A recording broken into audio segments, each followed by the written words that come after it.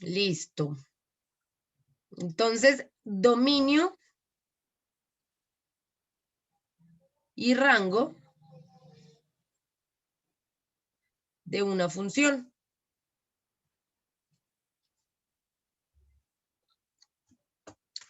Listo, entonces, bueno, como ya sabemos hasta este momento, cuando el ser humano entonces intenta comprender un poquito su entorno, intenta comprender y establecer como características a su realidad, pues para poderla manipular de cierta manera, pues porque lo que no esté bajo el control del ser humano, pues no sirve, ¿no? Así funciona nuestra lógica.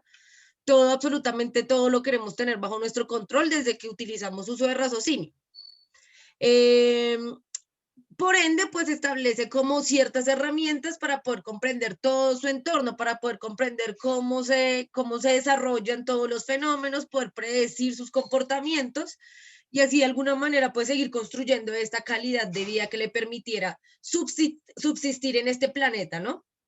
Era fundamental, digamos que este afán de las funciones, de poder comprender y poder comunicarse con los fenómenos, se da por allá bien atrás, o sea, se da muy atrás, por allá después del neolítico. El neolítico es como la época en la que, bueno, la etapa, digamos, la fase del ser humano en donde descubre el fuego, en donde descubre el fuego, en donde empieza a cultivar, en donde se empieza a sentar en los territorios, o sea, donde cambia de su vida nómada sedentaria. Y desde ese momento es cuando se empiezan a pensar como, bueno, nosotros de alguna manera tenemos que comunicarnos con el ambiente, más que todo por cuestiones meteorológicas, por cuestiones de clima, por cuestiones de variaciones ambientales en general. ¿Por qué? Porque esto era justo, pues el mayor índice de mortandad se daba por este tipo de cosas, ¿no? Porque pues llegaban eventos naturales que ellos no podían predecir y pues arrasaban con comunidades completas. Entonces, para yo saber en dónde me tengo que hacer, de qué cosas me tengo que proteger, que debo estar pendiente dependiendo de las fechas del año, pues eso hizo como que afanara toda esta cuestión del planteamiento de un idioma para poder hablar con la naturaleza. Logran establecer e identificar que hay cosas que podemos calcular, que se pueden calcular. ¿Por qué? Porque se pueden identificar cosas que son constantes, que siempre permanecen, y cosas que a su vez pues van variando y hacen variar otras cosas, ¿no? Entonces como que aparecen estas magnitudes, empiezan a identificar magnitudes y las relaciones entre las magnitudes. De ahí nacen pues las funciones. Básicamente son la forma, ya saben, de entender el comportamiento de un fenómeno y con ello poder predecir sus comportamientos o analizar sus comportamientos previos, que finalmente el hecho de analizar sus comportamientos previos es lo que me permite predecir, ¿sí? Así bien se dice, ¿no? Con cuestiones históricas, quien no conoce su historia está condenada a repetirla y de hecho es una lógica que también siempre funcionó para la matemática, pues porque para poder comprender cómo es que algo va a evolucionar, cómo es que algo va a cambiar, debo comprender cómo ha venido siendo. Entonces, pues de ahí nace ya una nueva, digamos que una nueva etapa de pensamiento, porque pues ya podemos saber con claridad a qué me puedo atener de nuestro ambiente, ¿no? Entonces, bueno, esto le da bastante poder al ser humano.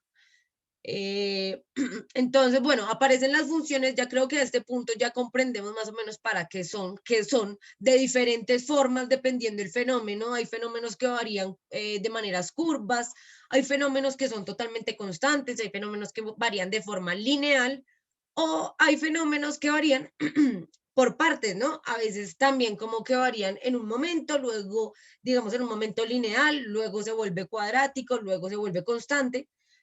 Y finalmente termina siendo como esto lo más cercano a la realidad, ¿sí? La herramienta más poderosa para el ser humano para comprender un poquito lo que pasa a su alrededor, ¿sí? No darle sentido. No sé si las matemáticas hayan logrado, las matemáticas por sí mismas hayan logrado darle un sentido al existir humano. De pronto es más bien para qué se utilizan las matemáticas, ¿no? Cómo se le da como esta profundidad conceptual o la profundidad epistemológica, filosófica, las matemáticas, lo que le termina dando sentido al ser humano. pero en sí mismas no permiten dar un sentido, sino simplemente comunicarnos. Es una herramienta de comunicación con el exterior y con el interior. O sea, lo que se refiere al exterior es todo lo que de alguna manera no somos conscientes de cómo funciona. Entonces, acá nos aparece algo muy importante que es el dominio y rango de una función. Ya que entendemos qué es una función, pues también debemos tener en cuenta que todas, o sea, las funciones como tal, no son, o sea, el hecho de que yo plantee una función, eso no me garantiza, pues que esta, de cierta manera, funcione en todos los casos, que funcione bajo todos los aspectos, porque pues realmente la realidad es un poco más compleja que eso. A veces las funciones se quiebran en algún punto, ¿no? Nosotros lo veíamos cuando estábamos trabajando lo de los límites. Lo de los límites nos dábamos cuenta que hay como ciertas barreras matemáticas que no se pueden, que realmente son intransferibles. ¿Sí? Hay ciertas barreras de las cuales, con las cuales no se puede trabajar porque son barreras que chocan en lo conceptual de la matemática. En eso la barrera más fuerte siempre va a ser una división entre cero. Una división entre cero es algo que el ser humano no concibe, ¿sí?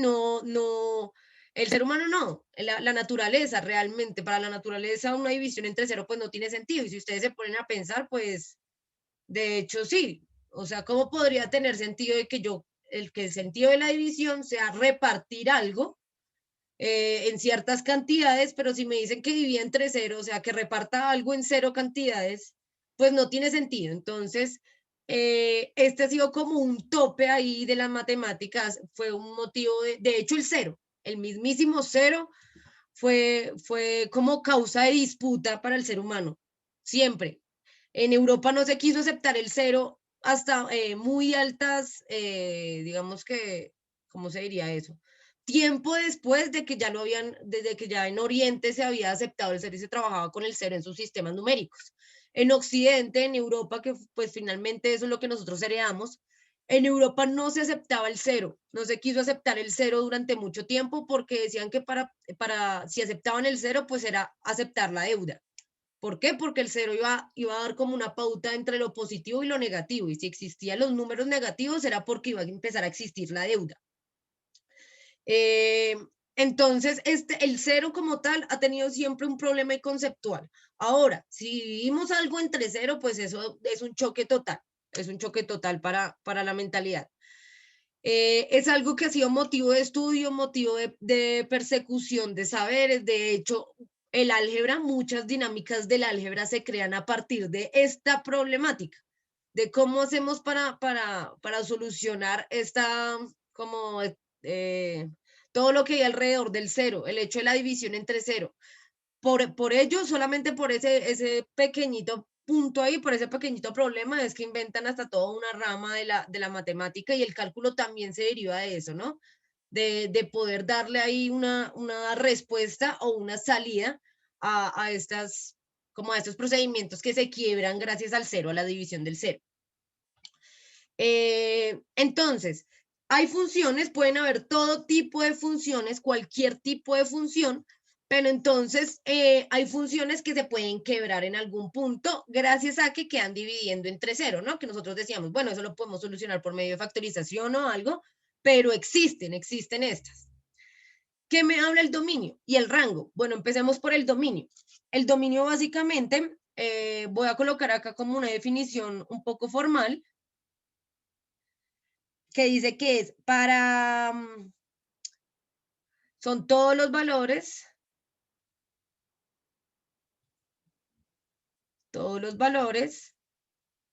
que puede tomar X. Todos los valores que puede tomar X. O bueno, ya saben que X no es estrictamente siempre X, sino la variable de la función. Podría llamarse como sea, pero pues es la variable de la función. Entonces, ¿a qué se refiere el dominio? El dominio específicamente se refiere a los valores que yo le puedo dar a X sin que esta función se me indetermine, sin que esta función pase a ser, esté dividida en cero, o bueno, que se indetermine de alguna forma. De hecho, la indeterminación que conocemos es la división entre cero. O sea, realmente más allá de eso se puede hacer casi todo, pero dividir entre cero no. Entonces, todos los valores que podría tomar una función sin que ésta se indetermine, ¿sí? Ya vamos a verlo, obviamente, un poco más a profundidad. ¿Qué quiere decir esto? Ahora, el rango. El rango va a ser, yo creo que acá, más bien lo voy a sacar por este ladito. Entonces, el rango en este caso van a ser todos los valores que puede tomar, que puede tener Y. En este caso, el dominio es todos los valores que puede tomar X. Ustedes ya saben que por cada valor que tiene X hay una única imagen en Y, ¿sí? Cada punto, y eso es para todos los sistemas de coordenadas.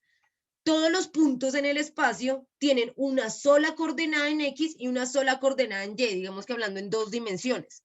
No puede ser que un punto tenga 2 coordenadas en X o 2 coordenadas en Y, o que una coordenada en X y una coordenada en Y me resulten 2 puntos. Es como decir que, por ejemplo, la dirección que tienes en tu casa, entonces también la tuvieran 3 casas más. Sí, sería un poco difícil, ¿no? El hecho de que tu casa tenga una dirección es porque la única casa que tiene esa dirección es la tuya. Eso es lo que permite la ubicación, ese es el sentido de las direcciones, ¿no? Que si yo tengo que ir a tu casa, justo a tu casa, no la de tu vecino, no la de 3 cuadras más allá, sino justo a tu casa, pues yo voy a seguir unas indicaciones que acá, por ejemplo, no sé, pongo el ejemplo de Bogotá, está en 2 dimensiones, ¿no? Acá tenemos calles y carreras. Esperen que se me va a descargar.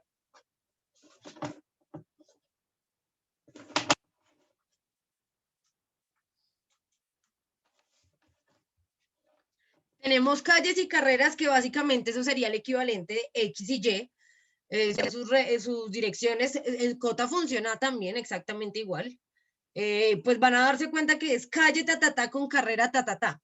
A veces las calles o las carreras pues son reemplazadas por diagonales, ¿no? Diagonales o transversales, pero terminan siendo equivalentes siempre entre calles y carreras. ¿Esto qué quiere decir? Pues a cada punto siempre, cuando estamos hablando de ubicaciones, a cada punto en el espacio le corresponde una única imagen en X y una única imagen en Y. O sea, un punto en X y una imagen en Y. Entonces, básicamente acá el dominio me dice todos los valores que yo le puedo dar a X, según la función, sin que se indetermine, y el rango van a ser todos los valores posibles que me pueden aparecer en Y. ¿Listo? Se los voy a poner acá con un ejemplo de gráficamente, primero, gráficamente. Vamos a hacer un ejemplo acá gráfico.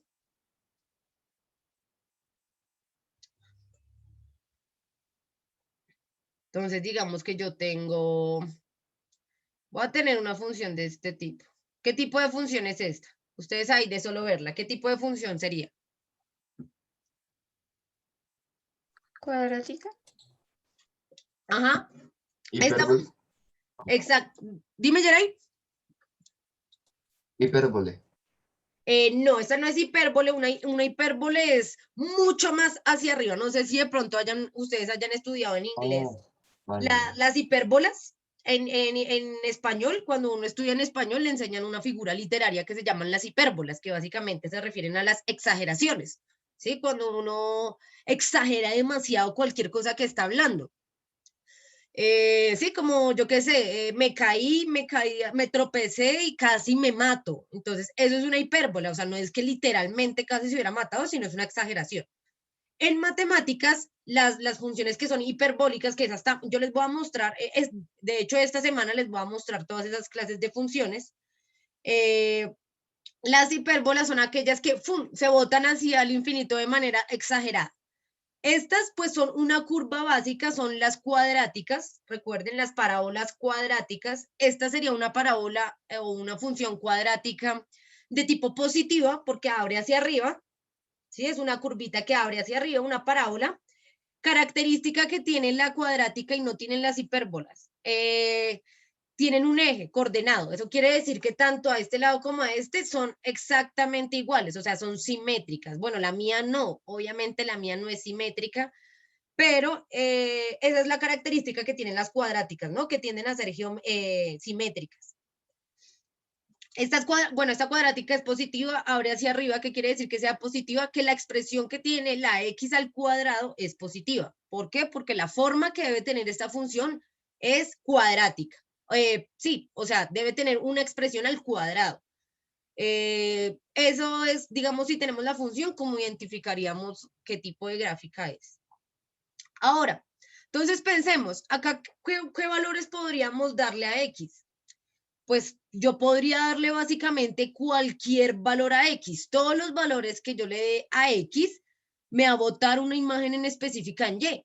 ¿Sí? Podría darle cualquier valor. Vean, por ejemplo, digamos que esta fuera la función de f de X igual a X al cuadrado. Sencillo, X al cuadrado. ¿Qué valores podría tener X? ¿Qué valores yo le puedo dar a X para graficar? Pues básicamente lo voy a hacer, de hecho voy a hacer acá una tabulación. Recuerden que tenemos diferentes formas de graficar funciones, ¿no? Una es la tabulación, que es esto que voy a hacer, que básicamente es darle valores a X y ver qué imagen me bota en Y, o sea, reemplazar ese valor.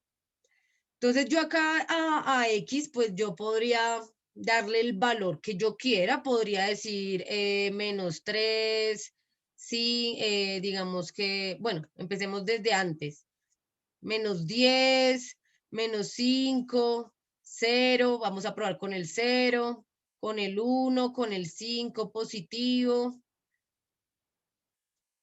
digamos por acá con el 150, ¿sí? Y todos, vean que todas no importa qué valor yo le dé a X, todo me va a botar una imagen en Y.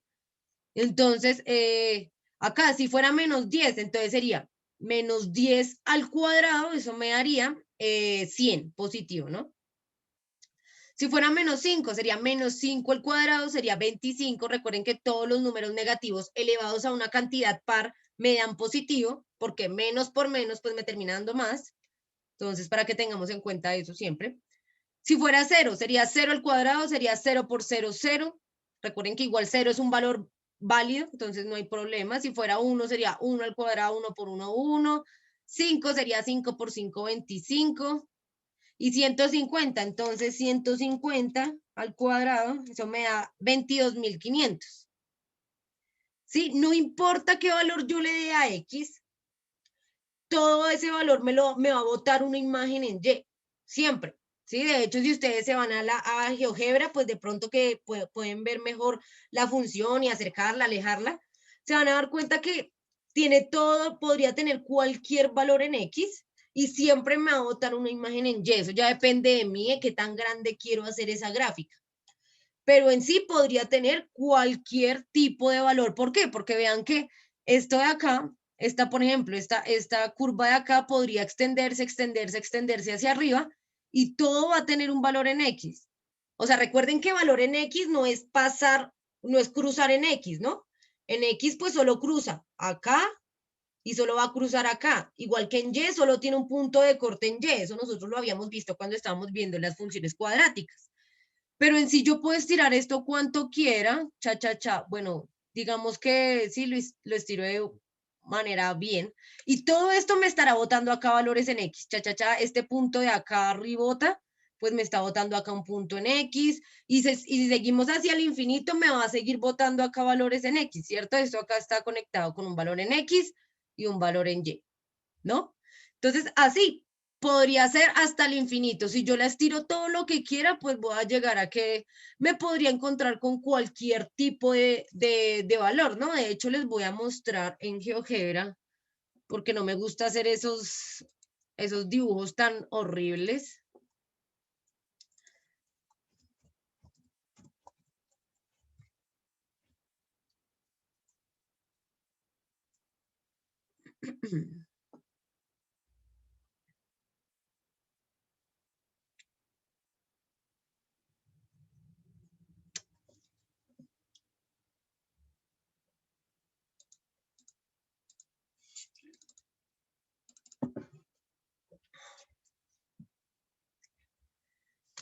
Listo, vean, si se dan cuenta, entonces yo puedo poner acá lo mismo, entonces voy a hacer la misma función que yo estaba graficando, pero bien hecha.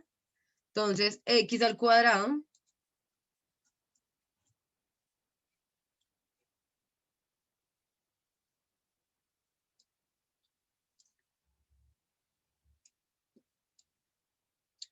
Listo, esta es mi función x al cuadrado. Me voy a alejar lo máximo que pueda.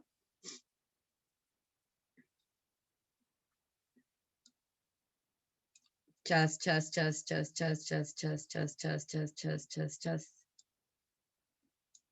Vean, ya vamos en este, o sea, ya vamos por este lado, ¿no? Todos estos puntos acá me están generando un punto coordenado. No sé, yo creo que acá me puedo botar las coordenadas. O sea, igualmente sigue avanzando, sigue, es como si tuviera de cierta forma un punto infinito. No veo cómo me botan las coordenadas. Exacto. O sea, él podría seguir avanzando y siempre me va a botar acá. O sea, esta función podría tender hasta el super infinito y no importa qué valor yo le dé en X, me va a botar algo en Y, me va a botar algo, no importa qué imagen le dé. Si yo lo estiro hasta el infinito, voy a llegar hasta la imagen que yo quisiera tener. Vean que acá, de hecho, por la ecuación, ustedes podrían reemplazarlo con cualquier valor y todo les va a dar una imagen, les va a dar un punto, ¿sí? Les va a dar un punto en algún lado. Entonces, a eso se refiere el dominio de una función. Cuando nos damos cuenta de esto, de que no hay una indeterminación, que no hay como tal un valor que no pueda tocar, ¿sí? Porque todos me van a generar una imagen en algún momento, todas en algún momento ya, o sea, si yo la estiro lo suficiente, voy a tener una imagen. Si tengo un punto en X, voy a tener una imagen en Y. Entonces, a eso pues se le denomina el dominio como todos los reales. Ay, no les...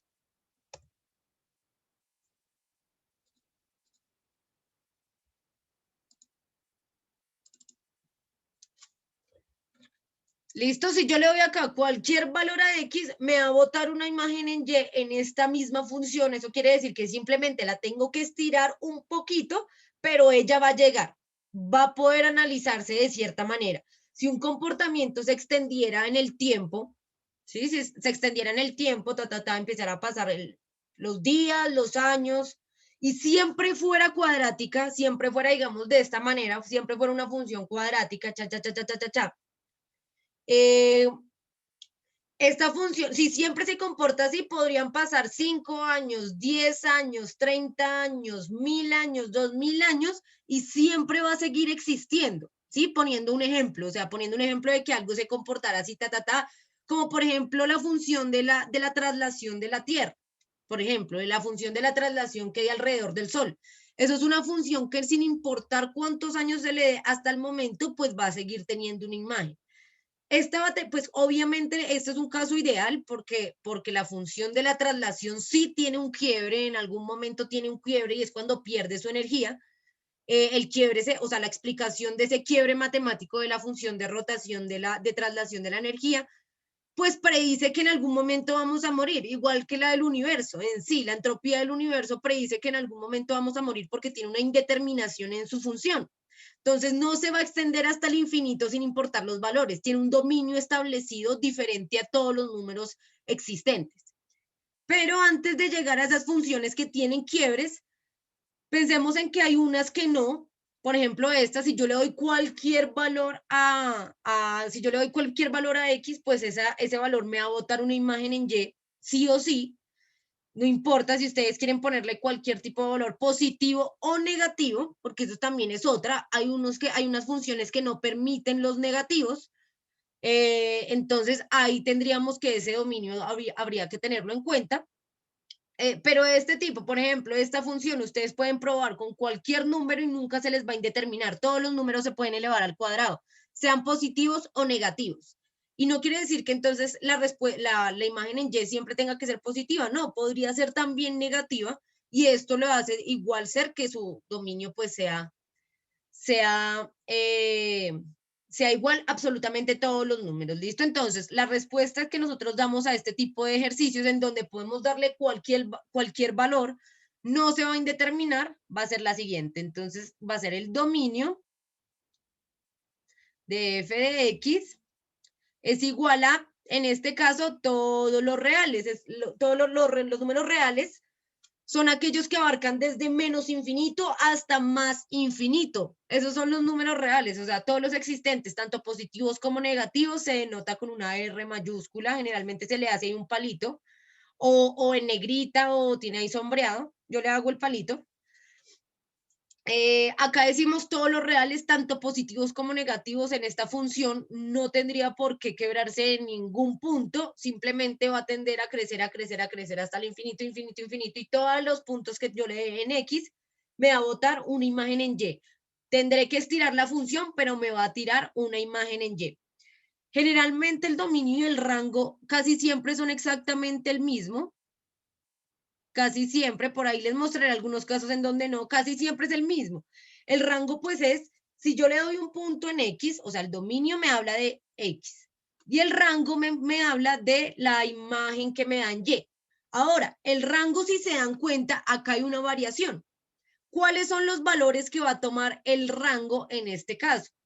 En este caso, bueno, mi función, como ustedes se dieron cuenta, bueno, esta gráfica de acá, pues no corresponde a esta función, ¿no? Ustedes se dieron cuenta que no corresponde.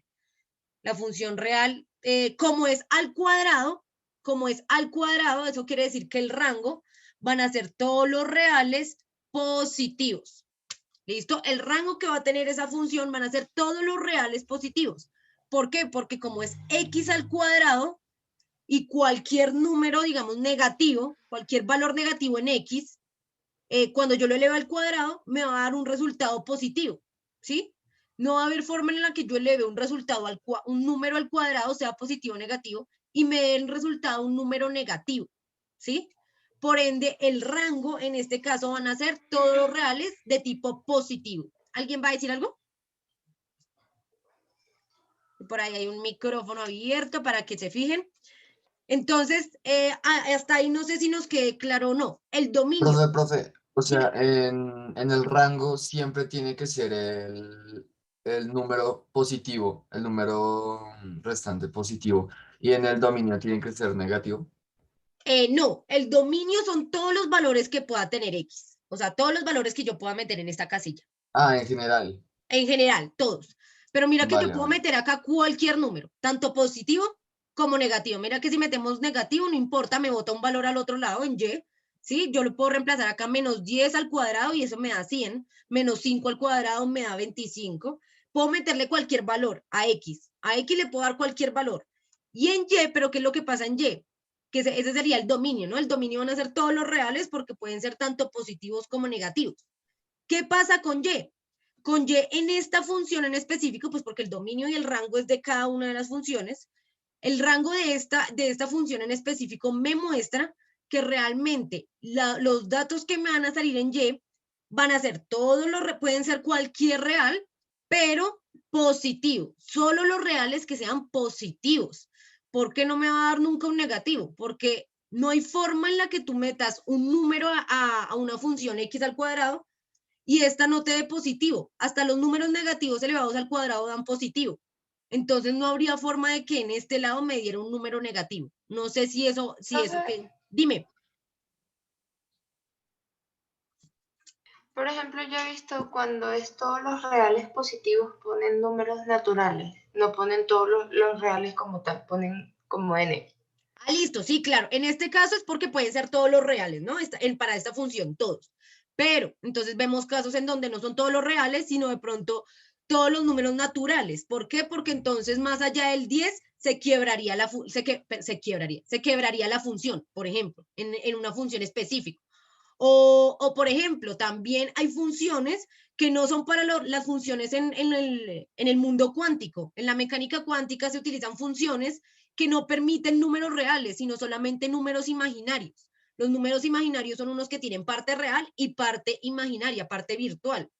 Entonces, imagínate, o sea, hay funciones cuánticas, hay funciones de tipo cuánticas que ni siquiera permiten un valor real, sino solamente valores imaginarios que no funcionan acá, sino funcionan con cantidades virtuales. Generalmente uno dice, cuando se indetermina una función, uno termina diciendo como los reales, excepto tal número, por ejemplo, que eso es lo que les voy a mostrar mañana. Cuando tenemos que hacer excepciones, o sea, si yo tomo un valor media cero, la parte de abajo, yo tendría que excluir eso de mi dominio. O a veces son los racionales nada más, no toma valores enteros, no toma ningún valor entero, sino solamente los racionales. o a veces no toma los valores decimales, sino solamente enteros. Y así, dependiendo la función, tú tienes un dominio y a su vez, dependiendo ese dominio y los resultados que me den Y, tú defines el rango. Eso es básicamente el dominio del rango para cualquier tipo de función. Eso sí, cada función es una particular, o sea, tiene sus particularidades. Entonces, por eso no, se debe tomar cada función dependiendo de sus condiciones específicas. Esta es como las más simples. Mañana vamos a ver qué pasa cuando tenemos indeterminaciones, cómo podemos establecer el dominio y el rango de las funciones. ¿Listo? Voy a detener, yo creo que la grabación.